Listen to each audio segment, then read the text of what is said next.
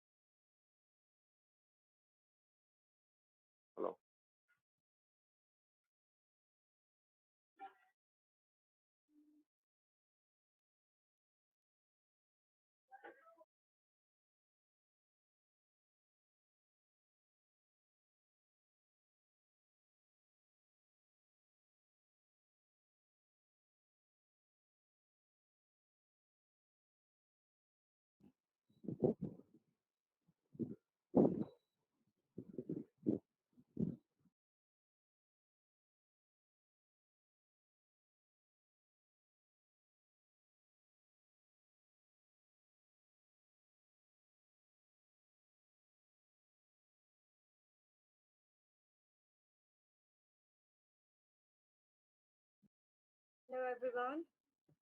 Can you please turn off your webcam and audio device so that it will be smooth run for a for an hour.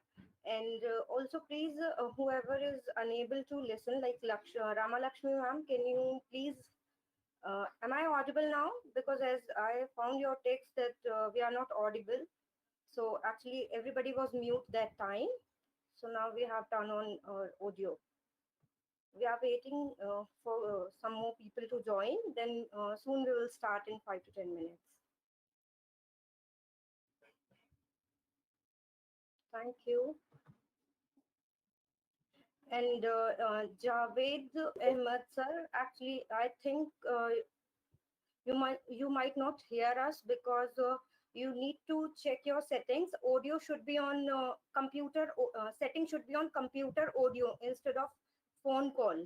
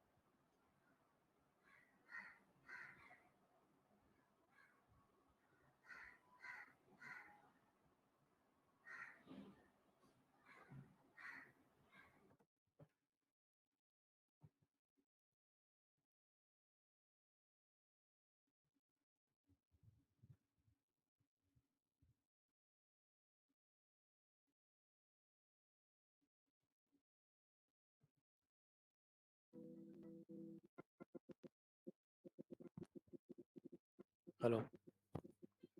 Hello. Hello, sir, you are very much audible.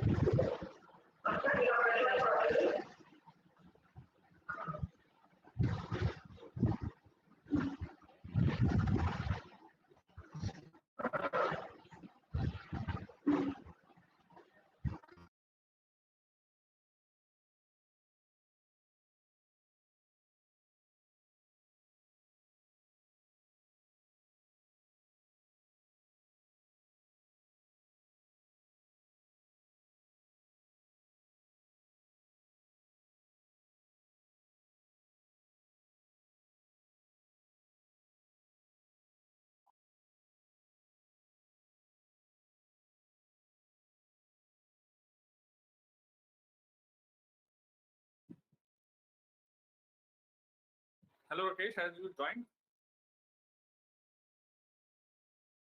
Yeah, Namaskar, Chandra ji. Yes, I have joined, sir.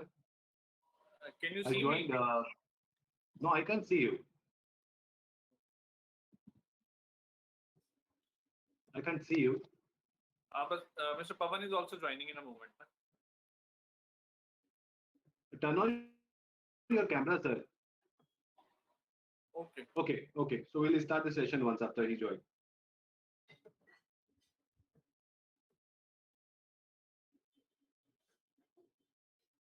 Now I can see you.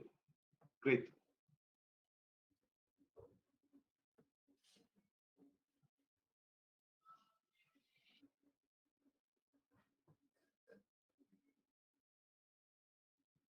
Hello, sir. Good afternoon.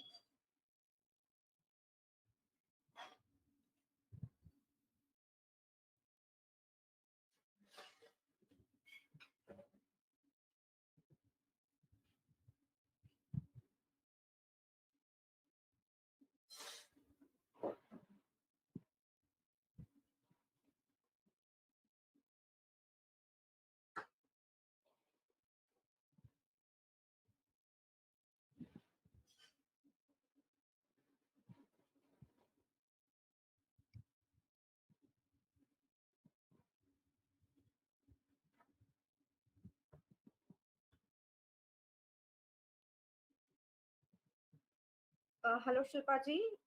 Are we audible to you?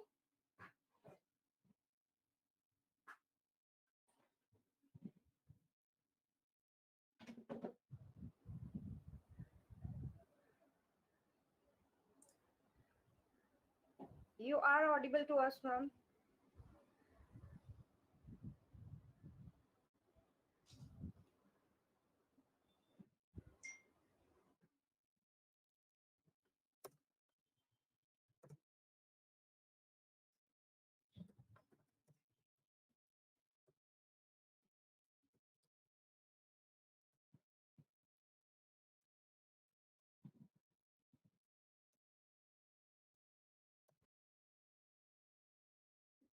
Hello हाँ पवन जी कुछ problem नहीं आ रही होगी क्या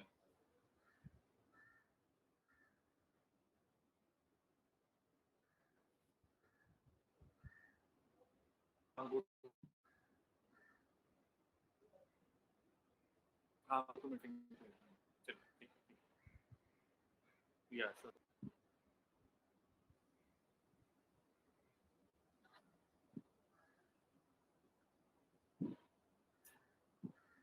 Sir, are you joining us? Yeah, I'm joining. Can you see me? you were saying something Rakesh I said, did you speak to Pavan sir? I hope he's not finding any difficulty. yeah Yeah, great. He'll join. He'll join. Mr. Duggal yeah Yeah. good afternoon Very Pavan good ji. afternoon.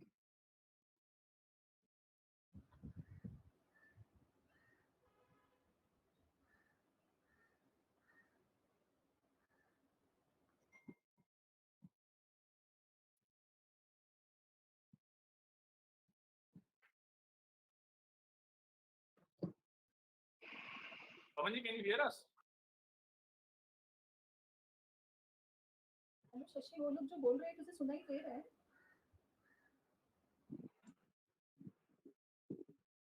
उन्होंने बोला कि check करो whether you can listen अस मुझे तो कुछ भी नहीं सुनाई दे रहा Yes, Shilpa. Okay We can hear them.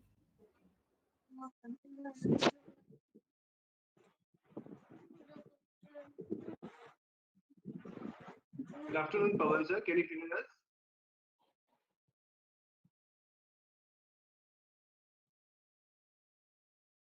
Hani Pavan ji we can hear you very well I mean see you very well but can't hear you probably you're mute can you hear us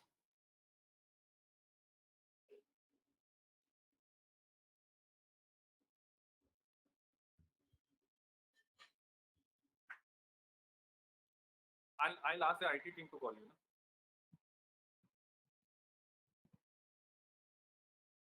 Rakesh can you please request our IT team to call him Okay, we'll do that. Sure.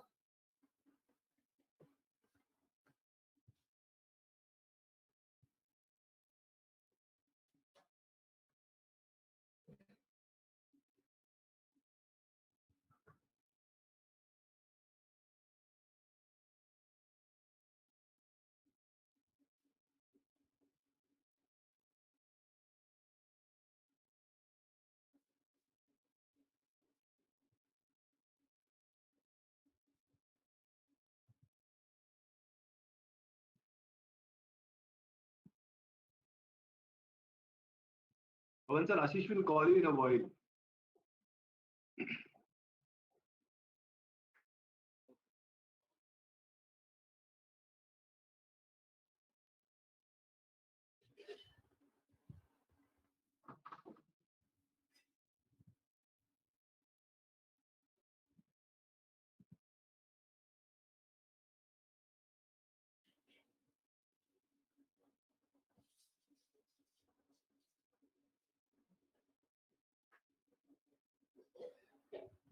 Hello हाँ cut कर रहे हैं अच्छा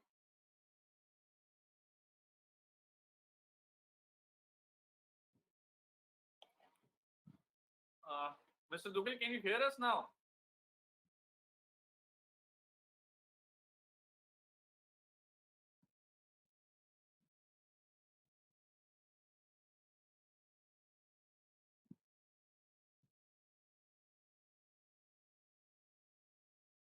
Pavan ji, their IT team is trying to call you. You answer kar dijiye. Probably there is some glitch or something. Pardon? We can also see you all, but we cannot hear you. So that is why I'm saying this Teams media, they are hosting it, go to meeting wala. So their IT team is calling you. Please respond.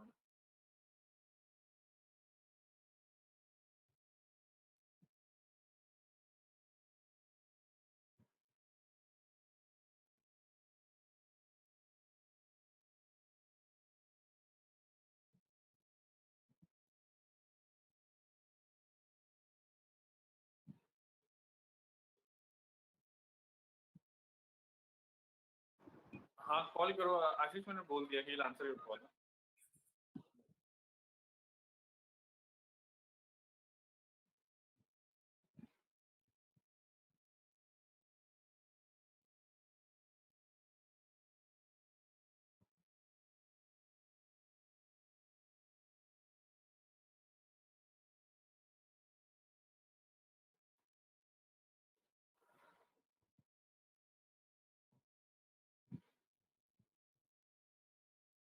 हाँ Subodh hi how are you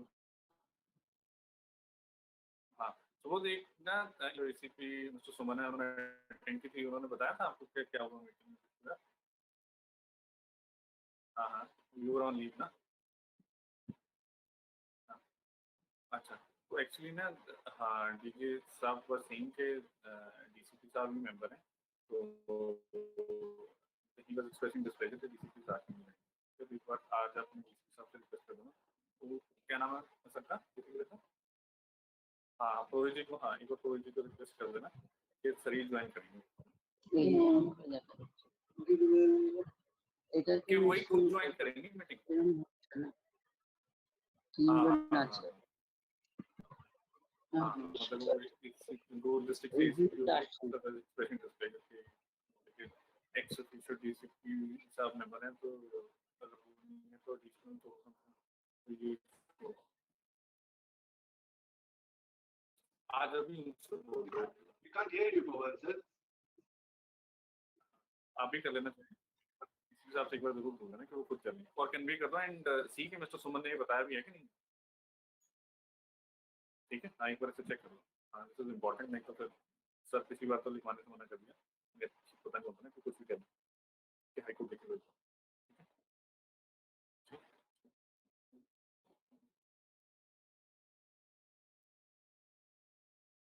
Can you hear us now, Pavan ji?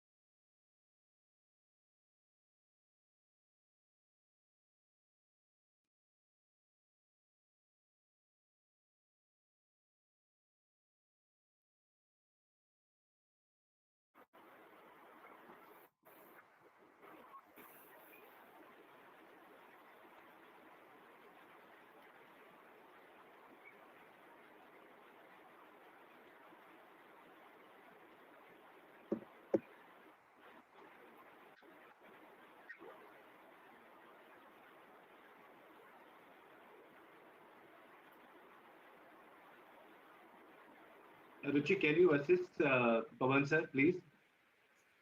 You are asking me, sir? Yes, sir. I have called him and we just had talk. Ashish is supporting him. Okay. Meanwhile, let me start the discussion and we can address some concerns where everybody is waiting. So let us start discussing. Meanwhile, Paval Duggal will join us. Okay. So very good afternoon to all the attendees and participants here today. I'll request all the attendees except Chandraji ji, Pavan ji, all others please mute and turn off your camera so that the session can be hassle-free and smooth to all of us.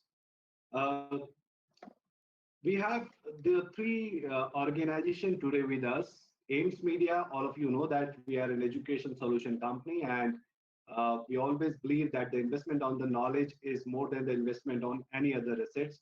So considering that point, that during this pandemic time when the entire world is turned into the digital world, there are a lot many security what we have to carry on, and we understand that all the type of transactions, communication, we all are doing through digital. So we have an experts panel here today, Pavan Duggal, who is the experts into the cyber law and cyber security. We have the DSLSA Secretary Chandrajit Devganji. DSLSA, Delhi Legal Service Authority, is the organization, government organization who offers the free legal aids to the economical weaker sections. So we welcome Pavan Duggalji and Chandrajit Devganji. We have the participants here today from almost 29 cities, and the participants we have today are also from two other countries. We have participants from UAE and the participants from Oman as well. And from the entire India, almost 29 different cities participants are here today with us. Uh, as we have a limitations to take only the 151 people here in this GoTo meeting, so we are also live on the YouTube. So friends who are watching us on YouTube, you please feel free to share this interesting and very important topic with all your friends. We have the IT professionals with us, we have academicians, we have the founder directors of special schools, colleges, and universities. We have the law students also here today with us. We have from the different universities, precisely the Jammu University people with us. And almost we got 300 plus registrations. But as I mentioned that, considering the limitations, so we are also live and on the YouTube. And during this session, I think it's going to be very interesting for all of us because the cyber law and the cyber security is, considering the today's facts in minds, it is a very essential topic, and we all have to understand that how we all have turned on into the digital world since last precisely the 4 months. And I'm sure that all the academicians, the schools founders, precisely the schools, because the school practices precisely in India, we never have done through online, but it is going to happen for the first time. It is happening first time. So I'm sure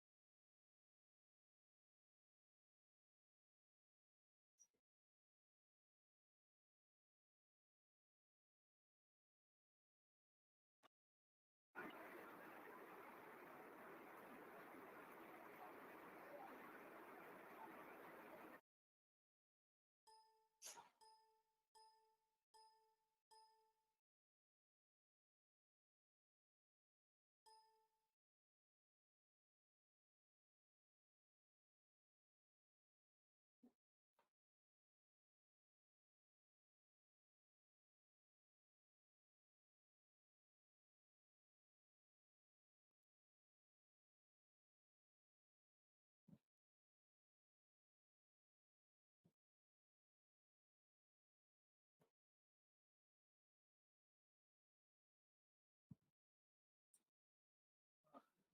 In between, I believe that Rakesh, I just lost the connection. Have you finished? Should I start, or you were saying something? yes, sir. Yes, sir. Uh, Good afternoon, everyone. We welcome you all to this online discussion on cyber law and cyber security.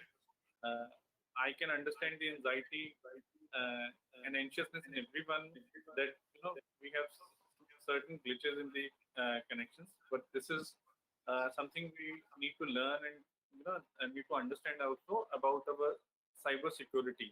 That that how we are, we should deal with it, and how we are learning along with it, and how we are overcoming all the challenges that, despite all the challenges and the obstacles, we are trying to connect online and work from home or work from remote.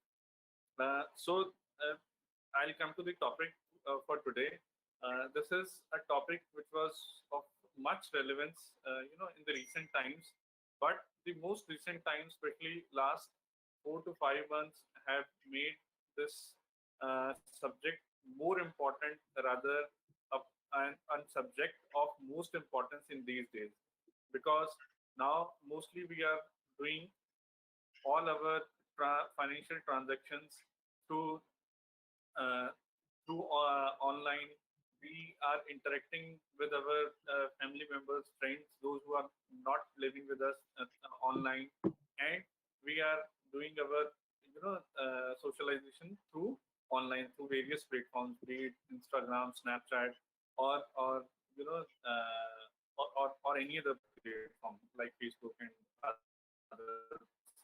And we were forced to expose our children also to more screen time, especially the younger children, because of the online classes. So because of all these circumstances, there is a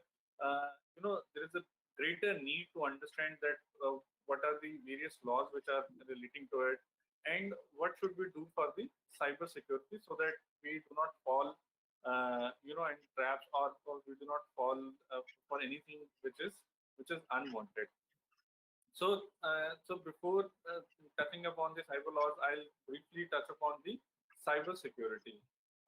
See, this issue of cyber security is very important, especially in the backdrop that in cyber law we are not in cyberspace, we are not face to face with the persons. Cyberspace initially was developed to support the defense projects, early 50s, 60s, and then subsequently it was its scope was increased, and now after the first email was sent somewhere in early 1980s. So now this is recorded that per minute, few million emails are being exchanged. So this is the magnitude of the cyberspace today. In this cyberspace, how can we be secure? How can we can safeguard ourselves? There are certain basic things which we need to understand. Of course, the technicalities Mr. Duggal will touch upon and guide us. So there are certain very simple things. For example, we should not the for the financial transaction will always receive message and the communication from the banks that we do not need to tell anybody our date of birth or the or the PIN code number and all these things. So similar is the another issue which is related, that whenever we get an email which looks so good to be true, so that is a saying which very much applies to by sharing and uploading everything minute to minute can be dangerous. Recently there was a case in Delhi where there was a burglary in a house, and when the thieves were caught, so they were asked that how did they had access to the house, and how did they know that there will be nobody in the house. So they revealed that they were friends with the children of that family, and they were friends online through Facebook or some other social media account, and and through those social media accounts they got the information that family was out of town. They were visiting place X, and they were updating everything that we are now en route to this place X. Now we are having tea at this place. Now we are having paranthas and anything else at this place. So they had minute to minute information taken from their home. So on the basis of that, they said that we decided to get into the house and so this is the impact that when we are doing this updating. Chandraji sir, just let us check the audio of Dr. Pavanji. Pavanji, can you speak up? Hi, sir. Good morning. It's good Very to talk good, with you very good. out here. Great.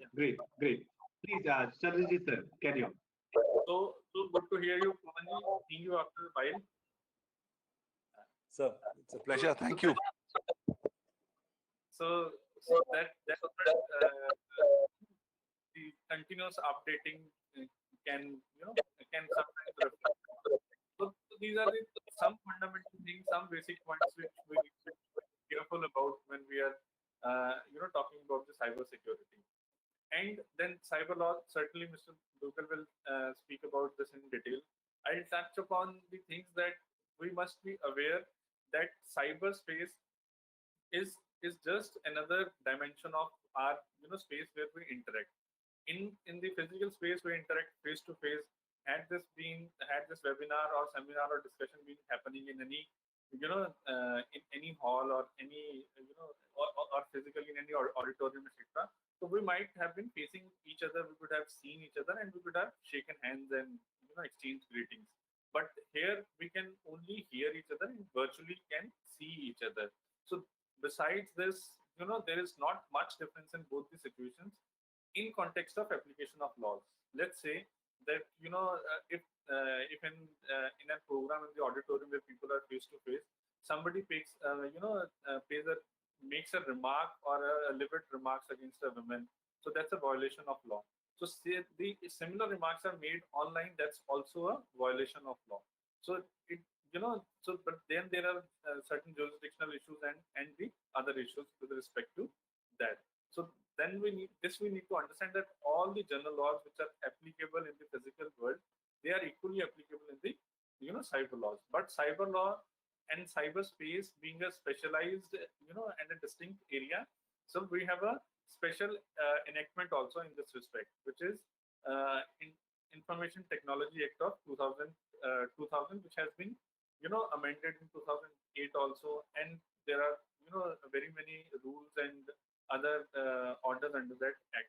So those are the basically acts which define that what is information technology, what is a computer, how when somebody is hosting, and what is the responsibility of the third party in in all these in all this scenario. Why I'm saying responsibility about the third party scenario, because let's say that we have an account on the any of the social media platforms, and an obscene or objectionable material is shared by somebody else. So what is the responsibility of the social platforms in that context? So that is covered by the Information Technology Act. Similarly, there is a separate provision in respect of the bank fraud, and the responsibility of bank is also being fixed. Section 75 of the IT Act is there. Then how we can get our digital signatures, electronic signatures, the entire procedure is there. So we need to understand all these things. And then there is a whole bunch of provisions which deal with the various aspects of the violation of the cyberspace, violation in the cyberspace, infiltrating into your computer, damaging your computer. So there is there are specific laws also, and we need to understand this also that and why I'm saying this, because of the recent case which was spoken about was the boys locker case, where students sometimes believe that internet or a cyberspace is a place where nobody knows you, or nobody can reach you. In this context also, I'll quote two things. One, that under the POCSO Act, which deals with the prevention of sexual offences against the children, a child pornography is specifically dealt with in that act. And to support that stringent dealing of the child pornography and prevention thereof, there are provisions in the IT Act where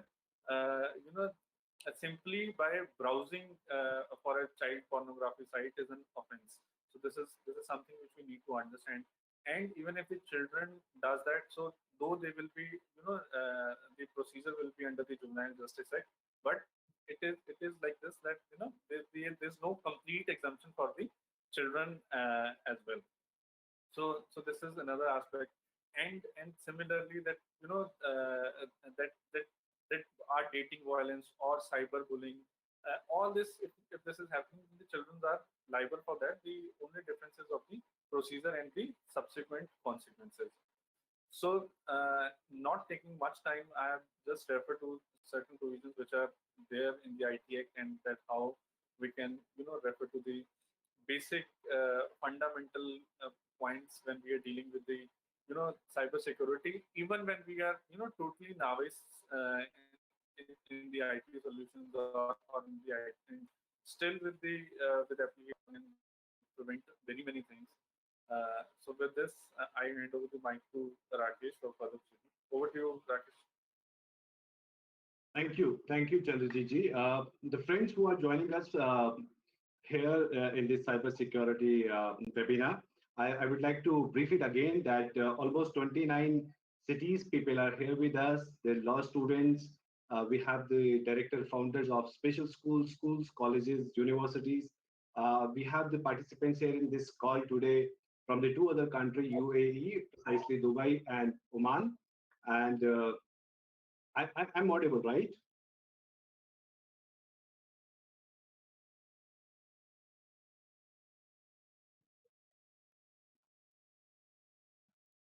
Okay, okay. So before to go to the Dr. Pavan Duggal, because we all are very keen to listen to him, so I would like to give a very quick and brief introduction of him. He's the founder and chairman of the International Commission on Cybersecurity Law, and he is the founder director of Cyber Law University. And the country like us, where we all are in a second phase of the saturation, I think we all have a very big scope here ahead to explore technology and IT. And considering all these facts and figures in mind, I think we all have to educate enough about the cyber security. And we have done previously the similar kind of very sensitive topic webinar with Chandrajit ji. It was related to POXO Act. And it really helped a lot of schools, principals, directors, and parents. I'm sure this cybersecurity webinar will also going to help our participants here today. So welcome, Dr. Pavan Duggal ji. We all are very keen to listen to you. Over to you, sir.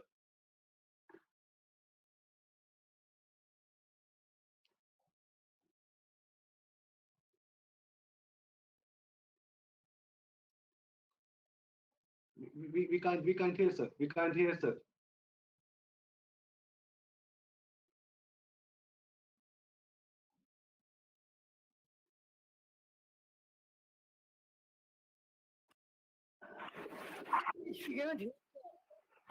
Pavan, you can hear.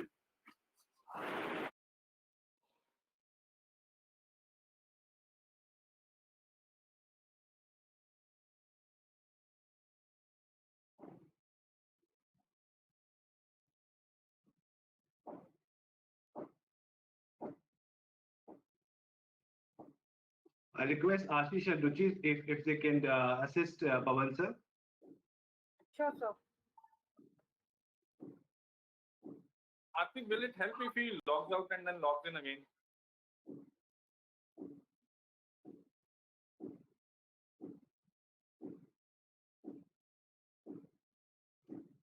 So anyway, in between Pavanji is joining, I'll give a very quick brief background that why we have organized this the webinar. As I think all of our participants who all are here, they all are associated with our company. And you all know that the kind of challenges all our participants were facing in the recent last time and the last 4 months time. Many of our participants or the associates, they were facing the challenges how to secure precisely. There was a rumor, there was a information about the Zoom that this is not secure, that much is not secure. So everybody was, everybody has some apprehension that shall we have to do certain things on the online or not. But considering all these facts, we thought that better we should call the right experts. And we all are living in that world where the education system is moreover is is going to convert into the virtual world. uh, I think we all have to be proactive. There is only few facts and figures we have to keep in mind. This is related to certain security, uh, but we all know that the dependency on internet, the dependency on the technology, there are not many. See, like the quick example we have, maybe because of the internet, maybe because of some certain other technical glitches, we find certain challenges sometimes. But yes, considering all these facts, We all have to be very much secure while doing any important transaction. And I think whatever you do, whatever transaction either you do with your friends or you do financial transaction either related to your in between of your families, uh, because these are very confidential between the two people or more than that. So how we have to secure? There are specific laws, as Chandrajit ji has said. The government and the lawmakers, the policy makers are very sensitive about all these things. So yes, we all have to. But yes, this 40 minutes or 1 hour session is not enough to understand all these things. So I think during this session, Pavanji will throw some of the light. He will try to enlighten us that what all are the essential area what we all have to keep in our mind. So we all are waiting for him to join, and then we will proceed ahead.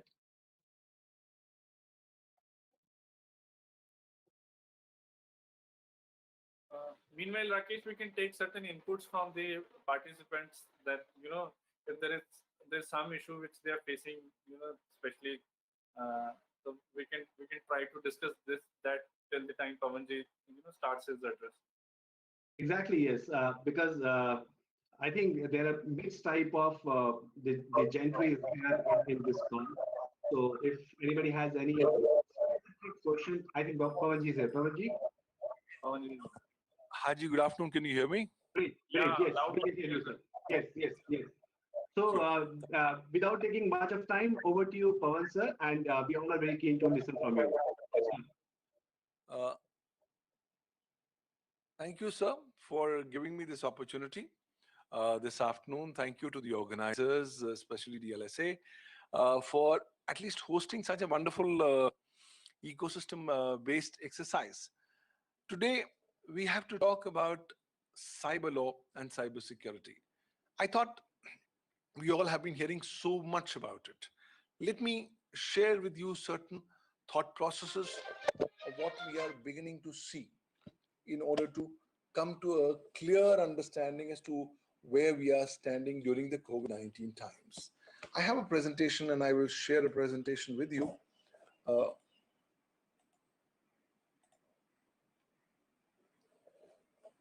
So, cyber law and cyber security clearly are one of the key parameters that need to be very central in our day-to-day lives.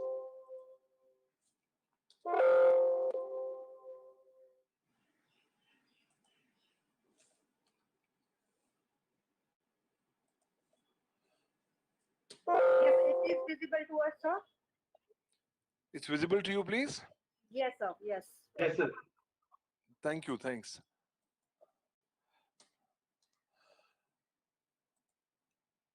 So let me begin by the recent case that's come from Panaji, where in Panaji, Goa, the school had to halt its e-classes as the students were morphing the teachers' pictures and posting the same on Instagram.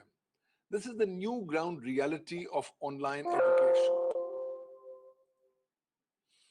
In the Delhi University, there have been instances where teachers complain of harassment and abusive posts during online classes. The teachers are busy teaching, but the students are not busy learning or listening to the lecture, but trying to create new mechanisms on how to potentially target teachers. Where 59 Chinese apps were actually banned because they were again having a prejudicial impact upon the sovereignty, security, or integrity of India, including TikTok. So TikTok is now coming up with new focal areas of advertisements, saying the ban is not correct, but then that's the current position it is. Couple of weeks back, we saw during the national lockdowns, the boys' locker room case had emerged. This was one big case that got everybody shivering because here boys were talking on a platform on how to gang rape girls, how to dispose of their property, their bodies after killing them. Some gory details were nothing but a manifestation of the sexual fantasies of these children. But mind you, it was not just one boys' room locker case, boys' locker room case. There are so many of these cases which are happening even now. except that they are not being reported. In Jadavpur University, a case was reported of a girl being harassed during the lockdown on social media. Let's quickly realize in India, there's a lot of sadistic mindsets of trying to trouble people, hit them below the belt. And during lockdown, people found internet as a unique methodology of trying to give vent to their frustrations by coming up with these online cyber criminal activities. Sextortion has massively gone on the increase in the country. Why? Because I don't know, India people have started recording a lot of their personal moments on their cameras, on their laptops, or they engage in virtual sex sessions. And then little do they realize that their recordings are being done somewhere, or if they do a recording on their own device, the device gets hacked and the recordings get stolen. And then these cyber criminals ask money as extortion for purposes of not publishing the sex-related content. Well, all kinds of innovative activities happening in India.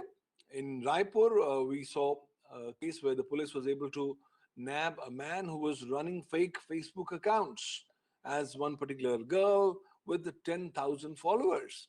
So in today's world, you don't exactly know whom you are following, whether that person is indeed real or whether it's all a fake mithya world that we live in. Well, in Tamil Nadu, we have seen a case where a man created fake social media accounts of celebrities and was posting undesirable content on the said accounts. He was, of course, arrested and now he's being prosecuted. But one disturbing factor is that during COVID-19 times, while cyber crimes have massively increased and cybersecurity breaches have become the new normal, most of us have seen a massive increase of cyber crimes against women during the COVID-19 lockdown phase. In the initial days of COVID-19, Arogya Setu app engaged a lot of attention of the Indian government and also Indian stakeholders because it was collecting so much of information. A lot of people felt that it was in violation of their right to privacy. Even today, while it's substantially opened up, it's substantially come up with a bug bounty program. More significantly, it's made its source open. There are still concerns that Arogya Setu is capturing a lot of your data and same could be prejudicially impacting your privacy or other stuff. Arogya Setu has not just engaged the attention of people within India, but also outside India. We recently saw a case where Pakistani operatives were able to create a fake Arogya Setu app to steal specific information from Indian defense forces. The idea being very clear that they wanted to have more details about the location of these defense forces and their movements and their strategies. In Chennai, a photographer has been booked because he put up a video tweet targeting against all under Indian cyber law. When I look at the scenario during COVID-19, I find there's massive sexual abuse, specifically of child sexual abuse online. Pedophiles and their activities have massively multiplied during COVID-19 times. And of course, now platforms are now being called upon to explain as to what they are doing so as to go ahead and curb these activities. Phishing has become the #1 cyber criminal activity, cyber security breach activity during COVID-19. Why? Because these are not normal times. COVID-19 are special times where there is a lot of fear and panic. And cyber criminals have been very successful in weaponizing fear and panic using these phishing attacks. You may be working from home, but now with more than 50,000 cases being reported from India on a daily basis, you are concerned to find out how the infection is going across. So you're bound to go to various sources of information.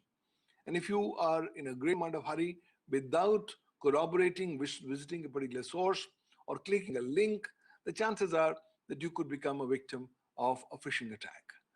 Well, a lot of time people are getting emails under the garb from, say, WHO or from the government of India saying that click on the link below to get the latest update about COVID-19, or open the attachment and you'll get the latest steps which have been recommended by the government of India to prevent becoming victim of COVID-19.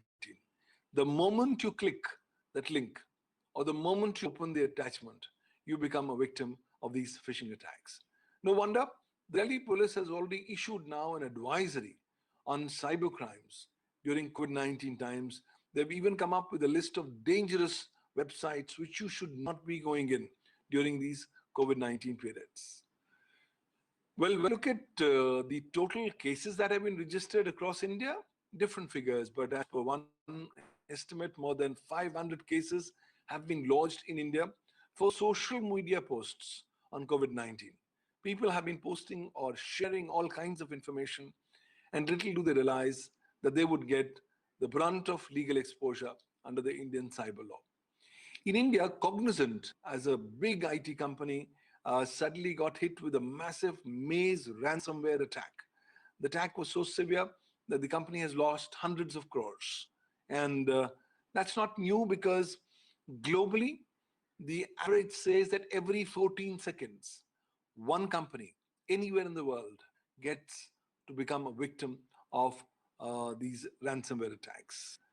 In addition, all kinds of hackers, state and non-state actors, are concerned about breaching the cybersecurity of Indian medical data pertaining to COVID-19 patients, pertaining to the growth that's happening on the potential new vaccines. And I think this is not new. These cyber criminals want to steal the data, then want to openly sell the same for premium on the darknet. We are not alone in this entire new storm of cybercrime and cybersecurity breaches. Worldwide, it's the same scenario. Everybody is getting impacted by these increasing phenomenon of cyber law and cybersecurity breaches, as also cyber crimes. Well, a lot of people in these COVID-19 times have been trying to use VPNs or virtual private networks for the purposes of preventing themselves from becoming victims of cyber attacks. It's a great idea to use a VPN, because in today's world, you just do not know how, when, where you're going to be potentially attacked. And right now, there are attacks even targeted at Arogya Setu app. Then the government is now coming up with a new tender for a wristband to track patients for governmental enterprises. Of course, massive legal concerns, privacy concerns, data protection concerns. But clearly, when you are starting using wearable technology, be mindful of the legal, policy, or regulatory issues that are connected therewith.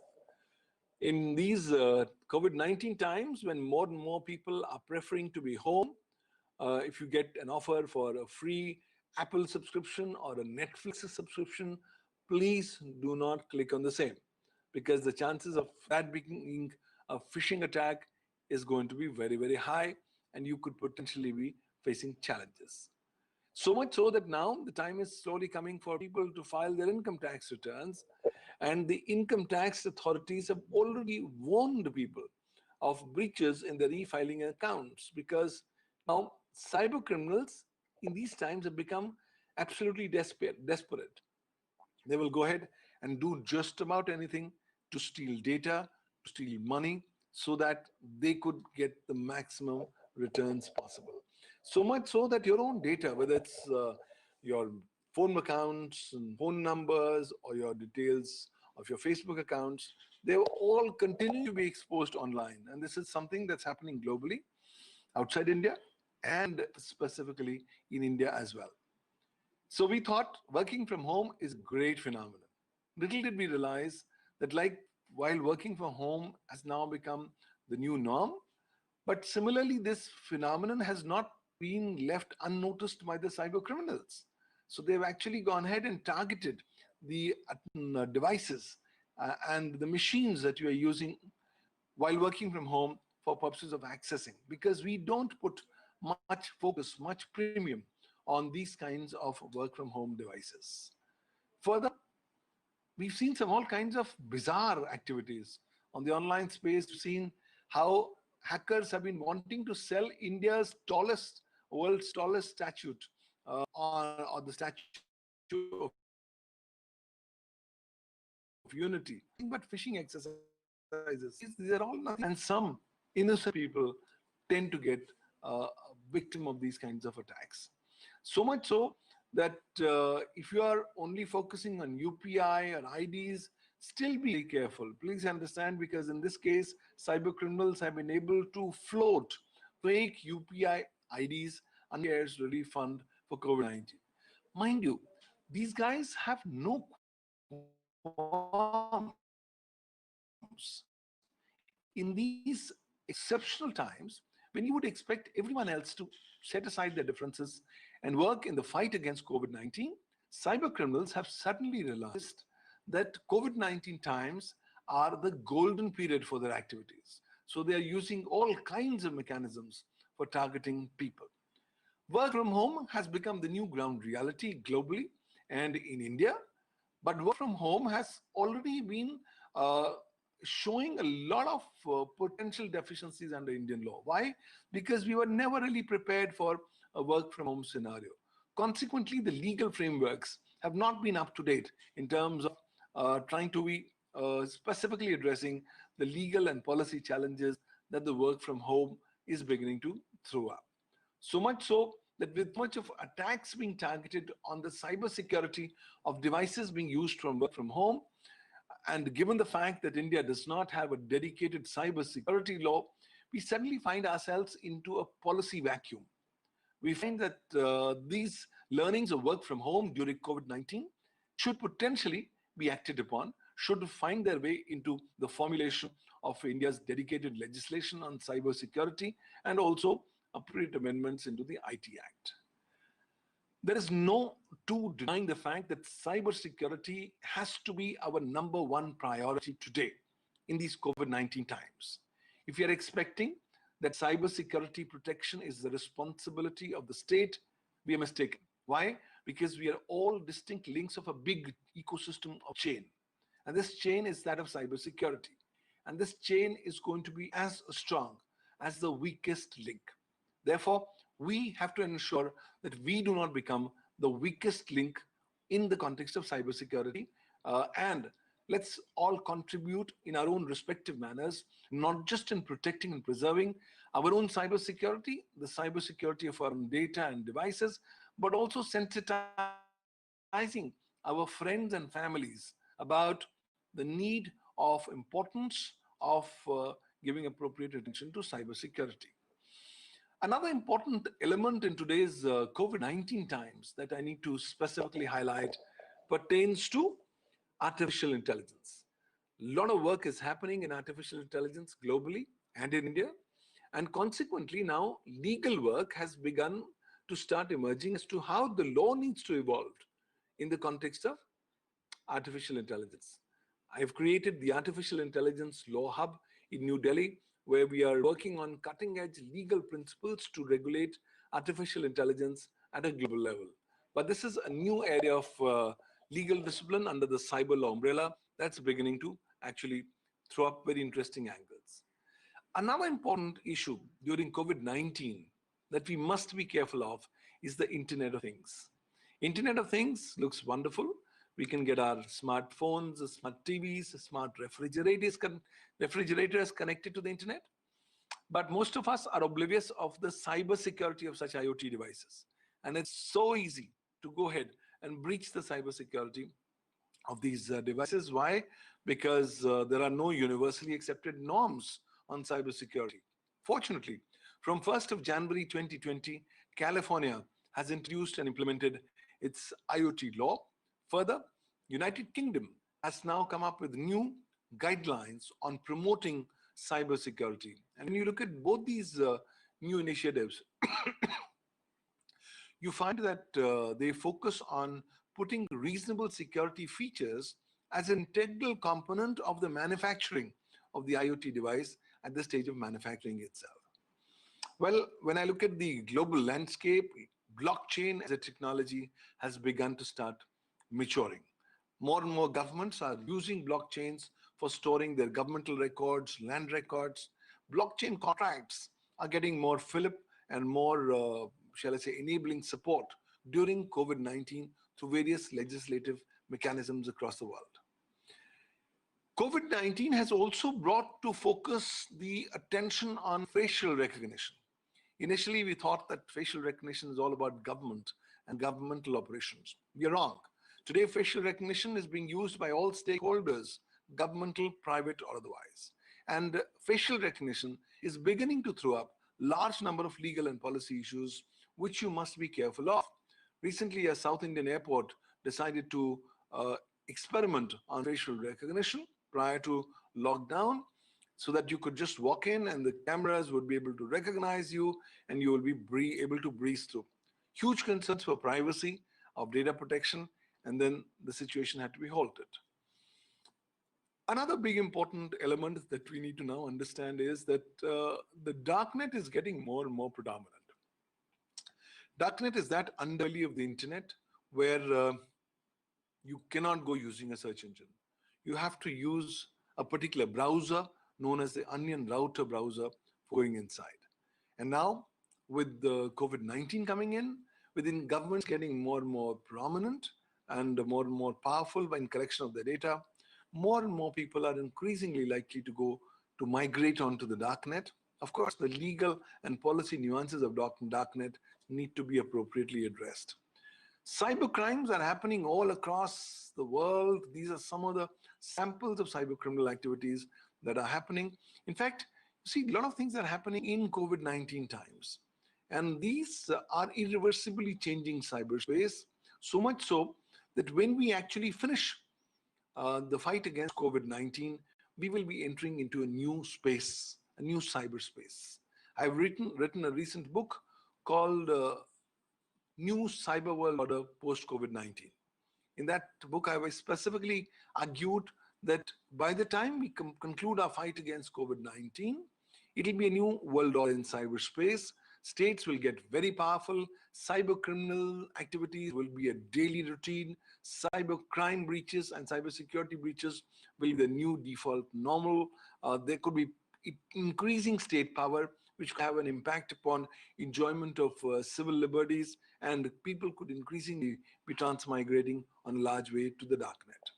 Well, in this scenario, when we talk of the scenario of cyber security and cyber law, we need to understand one thing. India does not have any dedicated law on cybersecurity yet. We only have a national cybersecurity policy of 2013. However, that's remained a paper tiger. The government has now been in the process of coming up with the national cybersecurity strategy of 2020. Well, in that scenario, what is our recourse? Our recourse is the Indian cyber law, being the Indian Information Technology Act 2000. This is a legislation that we had made 20 years back, and we amended it only once in 2008 after the Mumbai attacks. However, this legislation has quickly in the last 2 decades emerged as one of the top 3 legislations in the history of independent India, the other 2 being the Constitution of India and the Penal Code. Why? Because the Indian cyber law is the only law that deals with electronic format in India.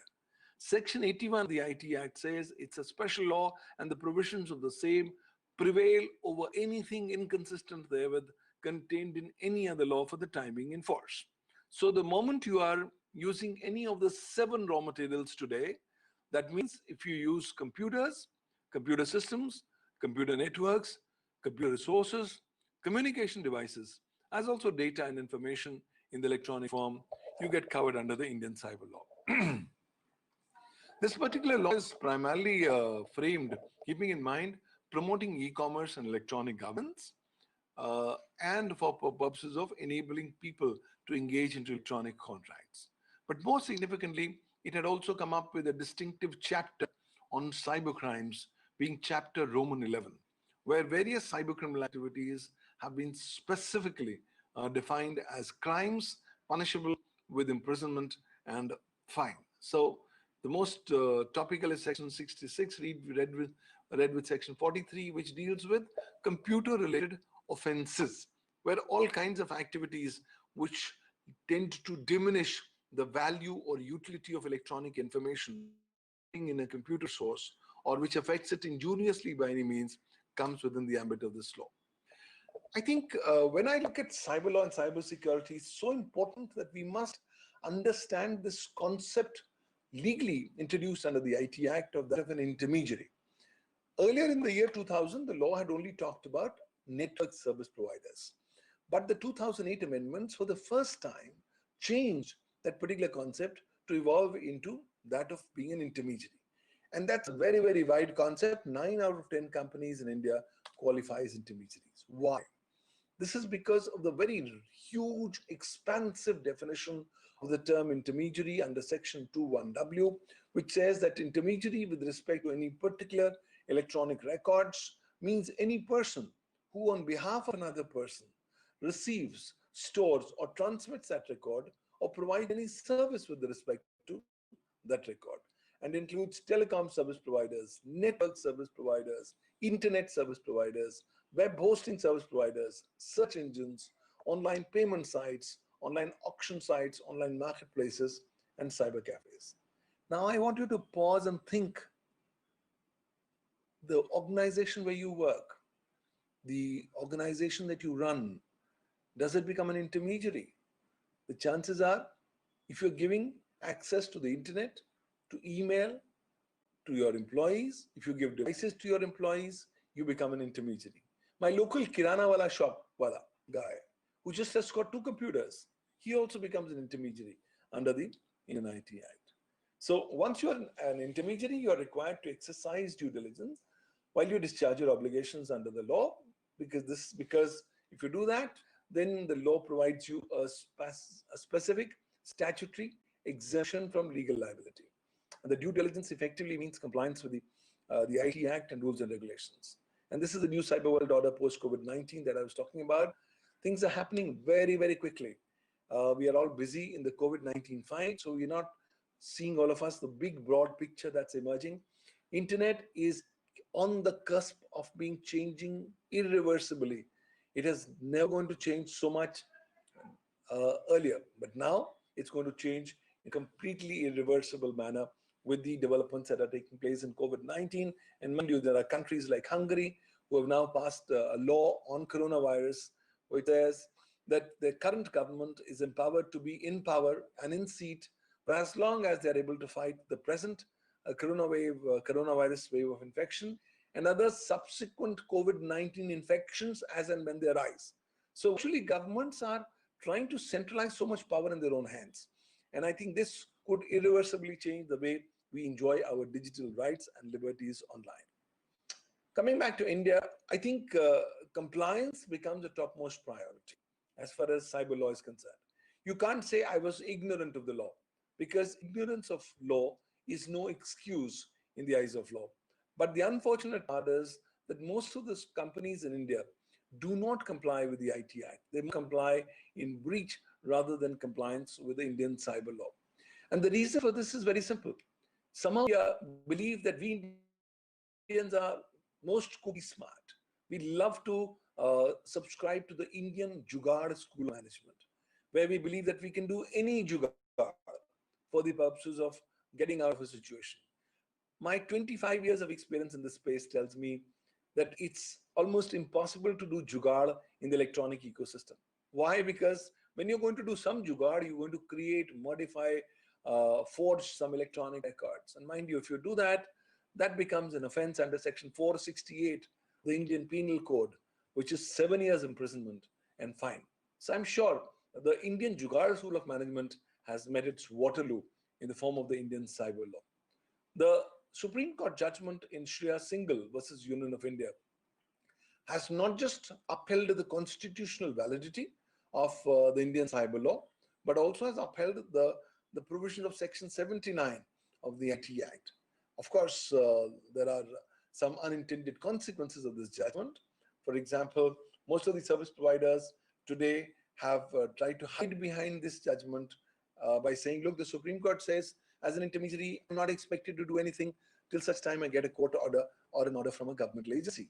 And I think it's to that extent that particular judgment wouldn't require a review. But what happens if you do not comply with the Indian cyber law, whether as an intermediary or whether as anyone else? Two kinds of consequences you have to be prepared for.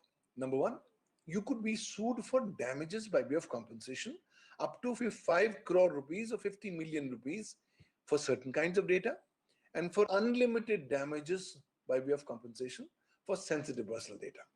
So that's per contravention. Please remember that. Number two, you could also be exposed to criminal liability of imprisonment ranging from 3 years imprisonment to lifetime imprisonment. Fine ranging from 1 lakh rupees to 10 lakh rupees. So clearly, there's lots to lose, lots to potentially be at stake in case if you don't comply with Indian cyber law. Therefore, the focus on cyber resilience has to be the topmost mantra. And when I look at the various rules and regulations that the government of India has now come up under the Indian cyber law, including the IT rules 2011, there are huge volumes of parameters that need to be complied with by people who are engaging in the activities in the digital and the mobile ecosystem and format. Similarly, we also have a data breach notification law because not only do the intermediary guidelines of 2011 mandate intermediaries to report any cyber incident and share the same with the Indian Nodal Agency on Cybersecurity, being the Computer Emergency Response Team, but also there's a notification of certain dated 4th of January 2017, under which all companies and body corporates have to mandatorily report all cybersecurity breaches. This is that particular notification. So the next time you find a cybersecurity breach happening, it's a great idea to report because reporting tends to provide you more protection. Otherwise, tomorrow, if it gets to be known that you were breached and you hit that particular factum of breach, then you could potentially be under bigger legal ramifications. I had my law firm, Paval Duggal Associates, and we do work on the intersection of law and technology. This is what some people talk about us. I can tell you, we find every day a very exciting day because every day is a new day of new learning for us. Because new technologies, new challenges, new approaches, new situations actually force you to rethink, reimagine things, scenarios, legal aspects, and ramifications. So it's a great thing to work on the cutting edge issues of law and technology. And Pavan Duggal Associates also has been instrumental in holding a big international conference known as the International Conference on Cyber Law, Cybercrime, and Cybersecurity. This has been happening for the last 8 years. This year also, it will be happening from the 25th to 27th of November 2020. So come and join us in that big international conference, which has become as an authoritative international conference on cyber law, cybercrime, and cybersecurity. At Pavan Duggal Associates, we not just help clients to do their compliances with law, we help your practical problems that you will be facing in the online space. So if you have any issues pertaining to cyberspace, cyber law, cybercrime, cybersecurity, newly emerging technologies like artificial intelligence, blockchain, IoT, and you want some assistance, please feel free to get back to us. We will be happy to assist you in any manner that's possible. In addition, I am the honorary chancellor of the online university, Cyber Law University, which is also an academic partner of this present program. Cyber Law University is the world's only online university focused only on cyber law and related fields of study. So we've got more than about 40 different courses of online study. These are courses of 20 to 25 hours each, which you could actually do at your own convenience. You don't have to be a lawyer to do that. The moment you want to focus a bit more on the cutting edge issues, on the area that interests you, you could come and do these courses. And mind you, they are only the beginning of an exciting journey of discovering the legal nuances. And what we cover in these courses is not covered under the traditional curriculum in the schools and colleges in the country.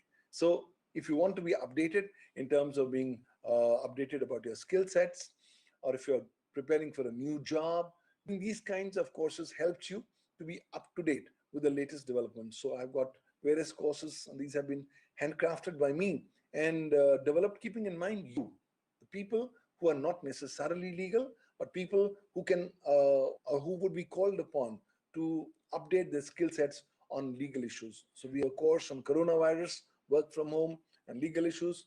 We also have a course on cyber law, cybercrime, and cybersecurity during COVID-19 times.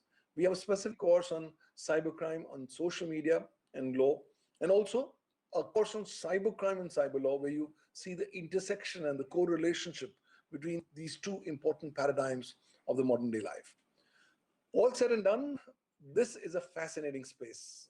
I'm also heading the International Commission on Cybersecurity Law, where we are trying to find out the common denominators of legal principles pertaining to regulation of cybersecurity at a global level. So a lot of exciting cutting edge things are happening. I would just like to conclude by saying that, look, all said and done, there is no denying the fact that COVID-19 has become the single biggest catalyst in increased digitization. More and more Indians have joined on to the digital bandwagon. And that being so, in this kind of a scenario, cyber law, cybersecurity, and cybercrime become very important, fascinating aspects of our life. Therefore, compliance with cyber law becomes of crucial necessity to you, yourself, your assets, and your reputations in order to avoid becoming victims of any kinds of cyber crimes. See, it's all about going out in the rain. COVID-19 period is like that of a big storm that's come and visited us. In this storm period, if you want to go out, please take an umbrella, take a good raincoat so that you should not be wet. This raincoat, this umbrella is going to be your compliances with the Indian cyber law. Because if you do that, the law tends to give you a statutory protection, a promise that, look, if you comply with me, I will ensure that you will not be visited with legal consequences. Just like Bhagwan Shri Krishna in the Gita discourse in Mahabharata says, come to my Sharan and I will protect you. The Indian IT law has the same message. Come inside my ambit, comply with my provisions, and I guarantee you that you cannot be sent to jail, you cannot be made to pay 1 rupee as damages by way of compensation. And I think it's a great aspect if we can actually go ahead and lap up to the statutory exemption from legal liability as has been promised under the Indian cyber law in this regards. Very fascinating space. I think I want to just close it here and would be happy to take any specific questions that anyone may have in this particular sessions. I'm now disconnected and sharing. Thank you. And over to you, Mr. Chairperson.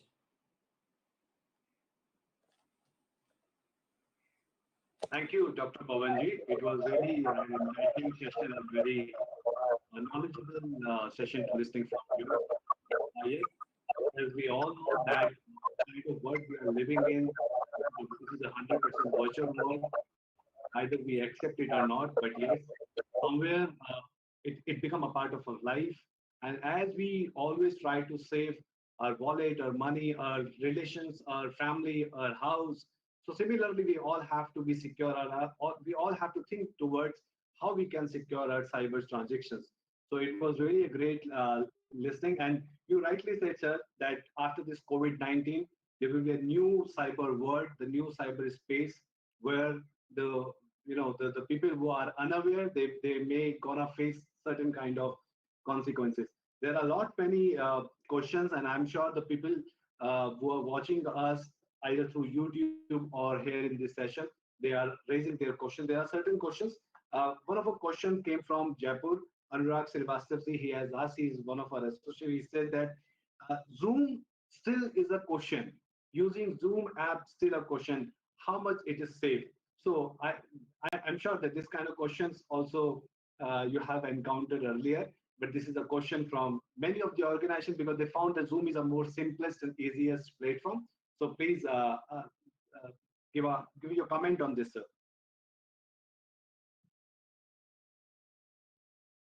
Could you repeat the question, sir? I question. So, the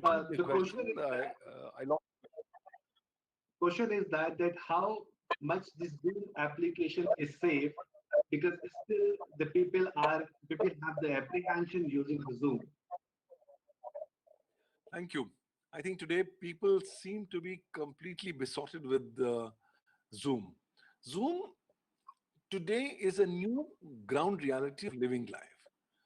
The kind of phenomenal growth of so many 100% that I've seen in the growth of Zoom is itself a success story. But when you talk of the security of Zoom, a lot of concerns. Initially, we saw a lot of these Zoom jacking cases that were happening. But more significantly, Zoom has been working simultaneously on strengthening its cybersecurity. So it's made a lot of changes in its architecture. Today, if you are able to use Zoom, one thing is very clear. It's potentially the most easiest of all video conferencing tools that you currently have in the market. Number two, it's because it's so much user friendly. Anybody can start using it without any formal education or orientation. Number three, if you can actually have slightly more control on your advanced settings and on your privacy, so that you can only not just first and foremost go ahead and activate the waiting room feature, but more significantly, also go ahead and ensure that the control remains with you and only people will be able to get in once you allow them to get in. Then to a large extent, Zoom is relatively safe. So I think there's a lot of propaganda also goes on against Zoom. Initially, we had a lot of Zoom jacking cases, but we've seen a sharp decline of these cases in Zoom hacking. Yes, if you are going to not have control on your advanced settings, the chances of anyone else coming inside your Zoom session and disrupting your meeting is high. But if you have control, and there are massive new controls available in the settings and advanced settings of Zoom, then to a large extent, I feel that Zoom is as safe as anyone else. Of course, there are other platforms like Microsoft Teams, there's GoToMeeting, then there is another one, WebEx. But each one of them have got their own positives and have got their own disadvantages. You have to ultimately pick and choose which is one you really require.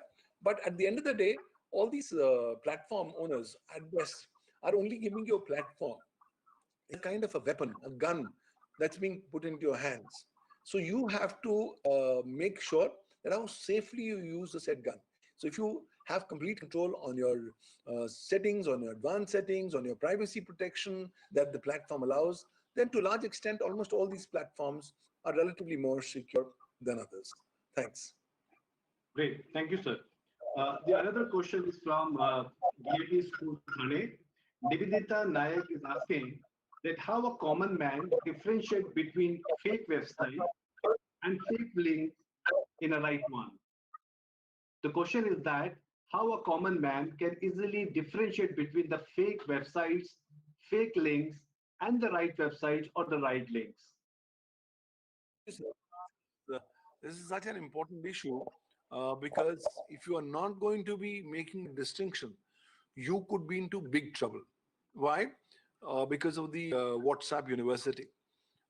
Because on WhatsApp, you get everything, anything, and without independent corroboration, you just forward it, send it, little do you realize that it could lead you to legal consequences. First and foremost, whether to find out whether a link is genuine or fake, please don't click the link. Only copy the link and put it on a search engine to find out whether it's Google or Yahoo or Bing, to find out what other people are talking about this link. In case if it's a fake link, it's obviously you will see independent reviews by people saying such a link is fake. Number two, if the link is actually promising you something which is too good to actually believe, then I think that's also an indication it's a fake link.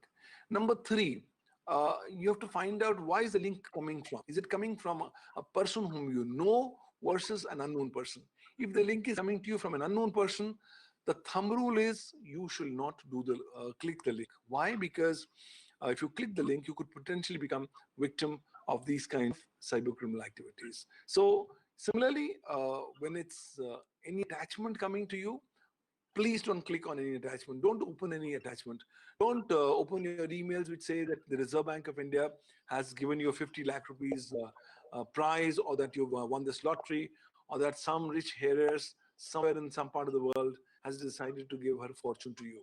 All these are nothing but exercises to dupe you, to lure you into a net, and then potentially make you a victim of phishing, spear phishing, and a variety of other cyber criminal activities. So just be careful.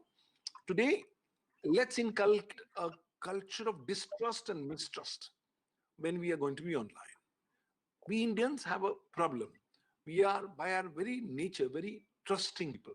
Somehow, this nature will have to be overcome, and a new culture of distrust and mistrust will have to be created online when you are, primarily because till such time and the fact is not able to be independently corroborated, I believe you should not be relying upon any such fact, whether it's given by any link or any particular application or attachment. Thanks.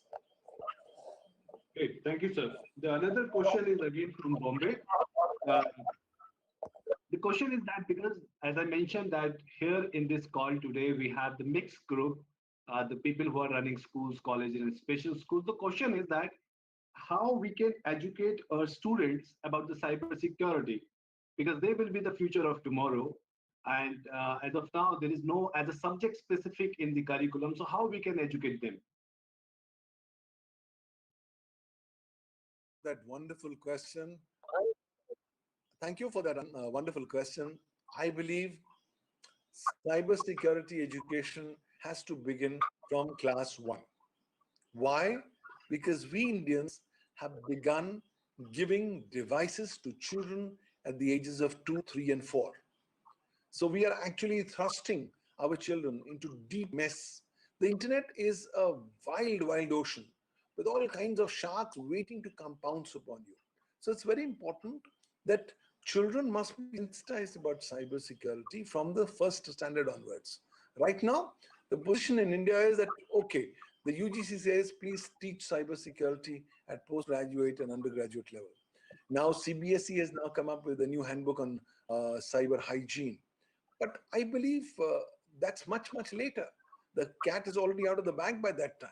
Therefore, you will have to start creating proactive sessions from the first class onwards in various classes. These could be short sessions. They could be made more interesting by case studies.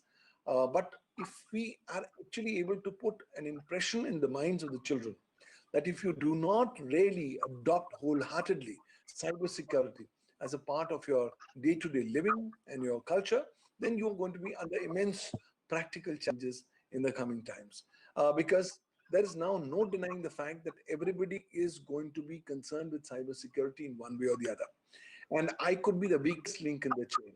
So once people start getting sensitized that they do not have to be the weakest link in the chain, then I believe then to a large extent they can start independently modifying their approaches, their habits, their perspectives, so as to inculcate cybersecurity as part of their daily life. But then cybersecurity will be everybody's responsibility. Unless you decide not to be online, unless you decide to go out to the Himalayas and renounce the world, I think cybersecurity is your daily regime, a daily cautious due diligence activity that has to be engaged in as a matter of habit and cyber hygiene by all stakeholders from the time of birth till death. Thanks. Thank you, sir. Sarita is one of our associate from Chennai who previously she was working for Cognizant. She has a question that there are a lot many video conferencing software these days, and it is very difficult to find out that which one is best and which one is not. And sometimes for a small sessions, you just go through the free or trial versions platforms. So she is asking that is it safe to use the trial version or the free versions? Well, there's no harm in using a trial version or free version, but before using any such platform, I will encourage you to please read the terms and conditions of the platform and the privacy policy. Why? Because that two particular documents which will be available on the website or on the app would help you to understand how this particular platform or app is dealing with your data. Please understand, when all these wonderful world-class facilities are being given to you free of cost, there has to be some catch. And the catch is that you, as a user, are the product. Because the company wants to go ahead and collect your data and then wants to monetize the data. So please read the terms and conditions. You're comfortable with the way how the platforms are dealing, handling, processing with your data, by all means, go ahead and use the same. But in case if you're not comfortable with what's being said in the terms and conditions or the privacy policy, then it'll be a great idea that you should not use that particular platform. Even if you have used a trial version and you've not liked it, or you have not gone on to the other version, please get it uninstalled from your device. There's no point in us having so many of these softwares on our phones, on our devices, without even using them, because a lot of time these guys are nothing but sitting jacks. They're constantly collecting data, and they're sending data outside from your own device, your own laptop, using the internet without your knowledge or permission. So I think you need to be careful. You can make your own choices. There's no per se harm, but if you do also independent search on a search engine as to what other people are saying while using the trial version of such platform, that could also give you a hint of how the usage could potentially be impacting you or your data. A lot of times these trial versions have a lot of spywares and malwares put in. So if you have to, please download from an official website or download from the official app store. Do not download from any other place, because the chances of such kind of these applications or softwares being laden with ransomware, spyware, malware cannot be done. Thanks. Thank you, sir. Uh, the another question is from Shashi Mishra, sir. And after this, we will take only three more questions. Shashi Mishra is saying that though most of us, we all are aware about cybercrime, but we don't know where to approach if crimes happens. We don't know what to do. So if you are finding yourself a victim of cybercrime, then the first thing that you need to do is you will have to start going ahead and reporting the matter to the local law enforcement agencies. You can specifically go and report online. There's a Government of India portal known as cybercrime.gov.in, where you can, sitting within the premises of your own home, report any cybercrime incident. Also, you can go to the website of your state police and register online. A lot of state police have got the facility of also registering online FIRs. For example, if you go to the website of the Delhi police, it also has the facility of registration of an online FIR. You could go ahead and do that. Alternatively, you can also send an email to your local police station in case if you're able to find the email address. The third option, of course, is that you can personally go and hand over a copy of the complaint and get it endorsed and received at the police station. A lot of people don't want to go to the local police station because they feel they would be under massive harassment or trauma, because the police people often would tend to treat the complainant as the accused himself. In fact, the biggest problem of the complainant is that why has he come to the police station to report? Now, with this kind of unfriendly citizen approach that's adopted by the police authorities, we find that underreporting is massive. But please understand, underreporting is not going to help. The times have now changed.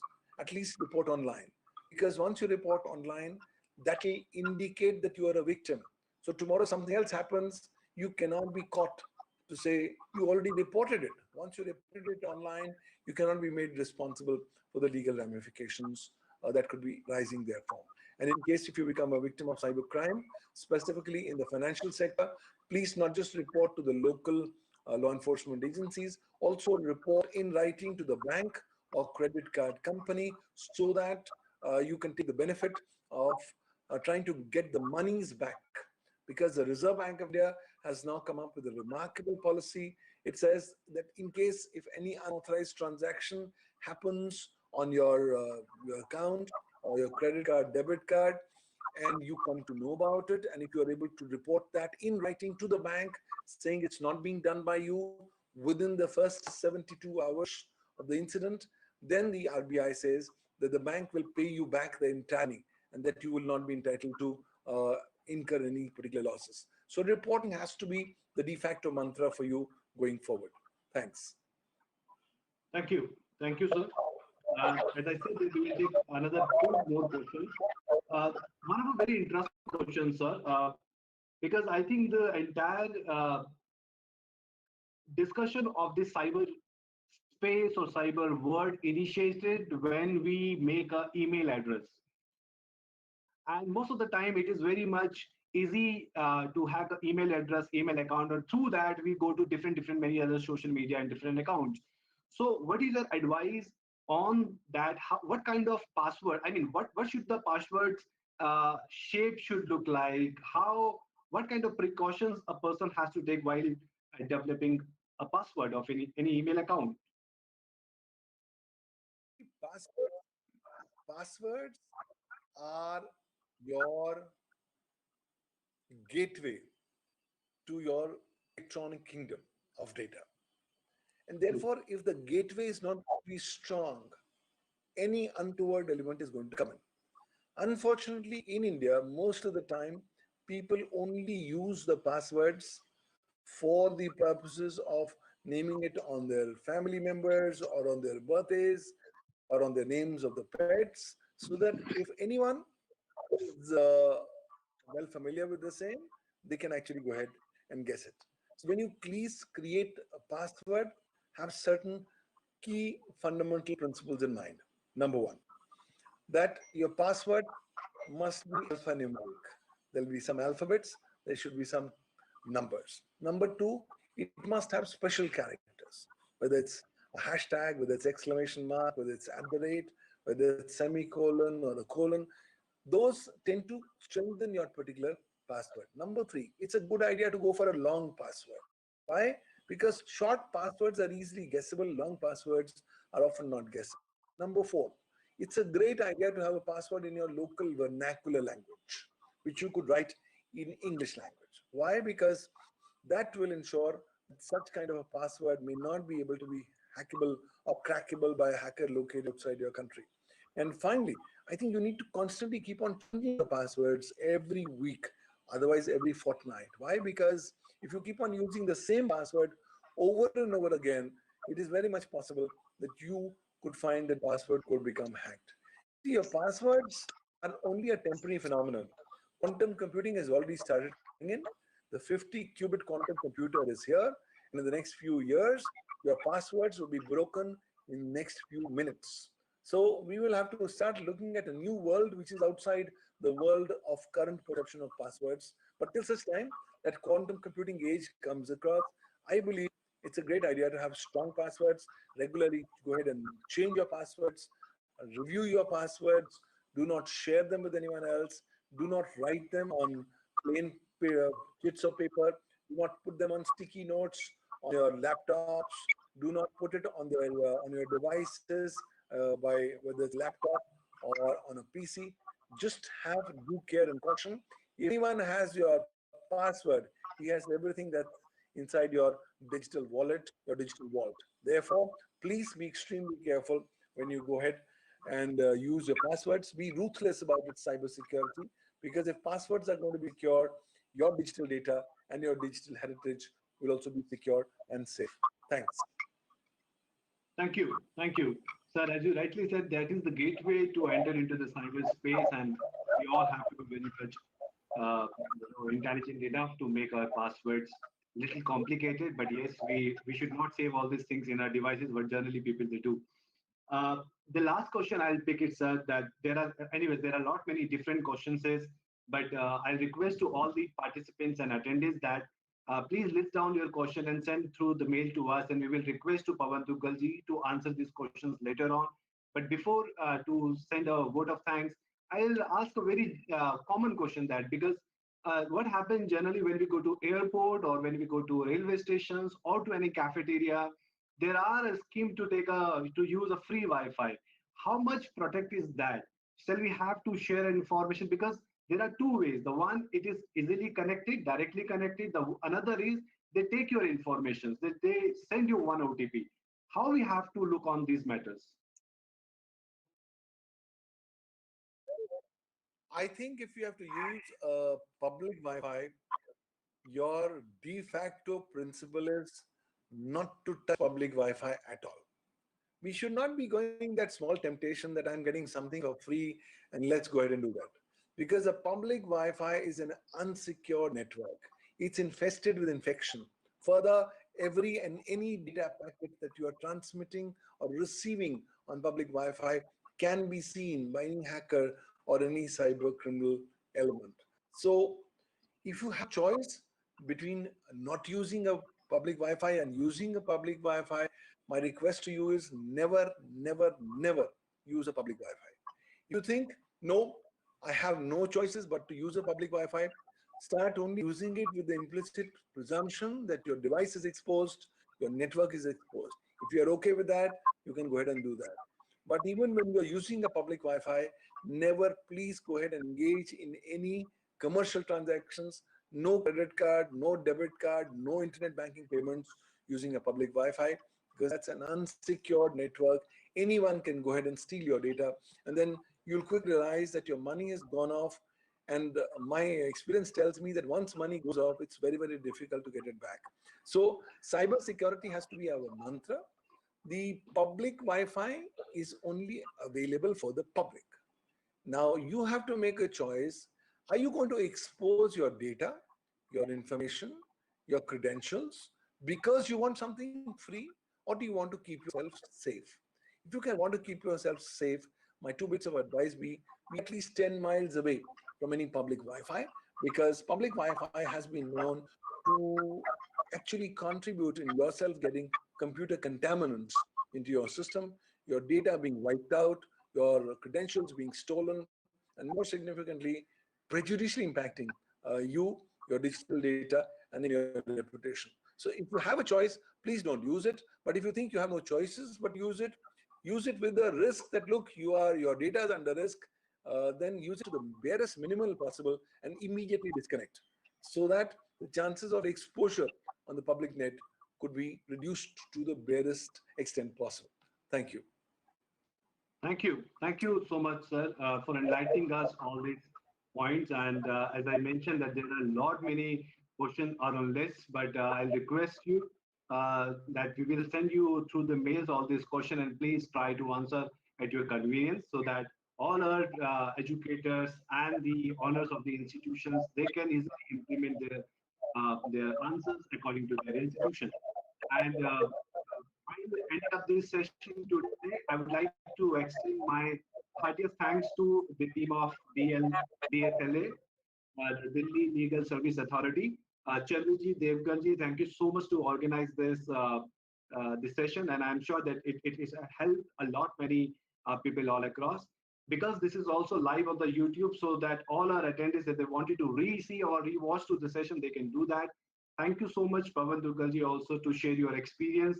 And I'm sure that because you are a world-renowned person, your experiences means a lot to us. It matters a lot to us.